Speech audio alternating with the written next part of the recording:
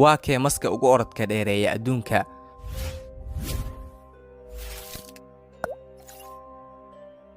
Maska mambaha madow waa kan ugu orodka dheereeya masaska adduunka. Wuxuu gaaraa orodkiisa 19 kilomitir saacadii. Dhererka maskan dilaaga ah wuxuu gaaraa 4.5 mitir, halka culayskiisa uu yahay 1.6 kilogram. Midabka maska mambaha madow ma ahan madow sida loogu magac daray magaciisa, ee waa mid u dhaxeeya midabkiisa dameeri iyo buni. waxaana loogu bixiyay maska mambaha madow daraadda lahaanshaha midabka madow ee uu ku leeyahay gudaha afkiisa, taasi oo ka dhigan astaan gaar u ah oo loogu garanayo masaska kale kuwaas oo gudaha afkooda uu yahay cad. Wuxuu ku soocan yahay maska mambaha madow dhowr sifooyin oo gaar ah sida orodka iyo baxsashada.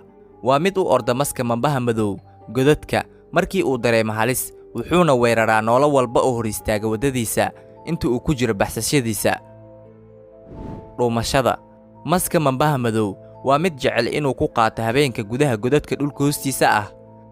Isku dhigidda qoraxda maska mambaha madow waa mid aad ugu tiirsan qoraxda banaanka ka jirta si uu u ilaaliyo heerkulka jirkiisa, waana xamaaratada leh dhiigga qabow. sidaas daraaddeed badanaa wuxuu doorbidaa inuu fadhiisto qoraxda inta lagu jiro maalinka.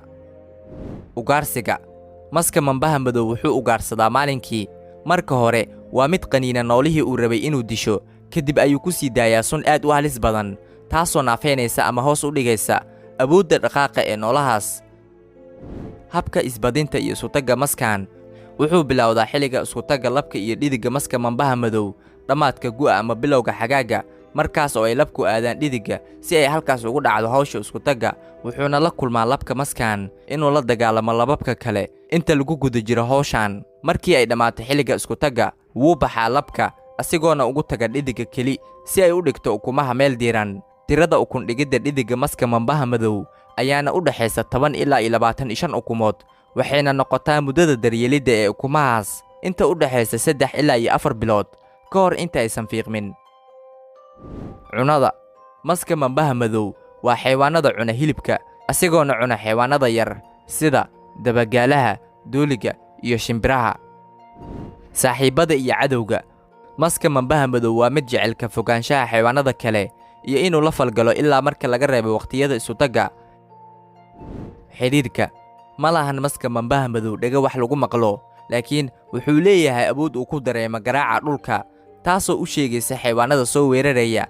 kadib ayuu galaa feejignaan asigoo u diraya fariimo jirkiisa. Cimriga wuxuu gaaraa cimriga maska mambaha madow markay ugu yar tahay ku dhawaad 11 sano. Khatarta maskan maska mambaha madow wuxuu leeyahay sun aad u halis badan oo dareen wada ah oo ku filan dilidda qof haddii uusan qaadan daawo inta lagu guda jiro waqti kooban. waa mid dhimasho leh ku dhawaad 100%, waxaana dadyowga Afrika ay ku sheegeen maskan sheekooyin badan oo aanan wanaagsaneyn ayagoona u sababeeyay galaafashada iyo dilidda dad badan.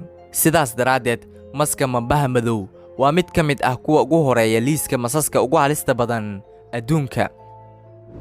meelaha adduunka uu aadka ugu badan yahay maska mambaha madow wuxuu ku nool yahay maska mambaha madow geedaha iyo dhulka hoostiis. hoygiisa asalkana waa safaanaha iyo dhulka buuraleyda dhagaxa leh ee ku yaala bariga iyo koonfurta qaaradda Afrika. maska mambaha madow waxaa laga helayaa dalalka dhaca koonfur xigaha saxaraha weyn sida Cameroon, Congo, Namibia, Koonfur Afrika, Mozambique, Kenya, Ethiopia iyo dalkeena Soomaaliya.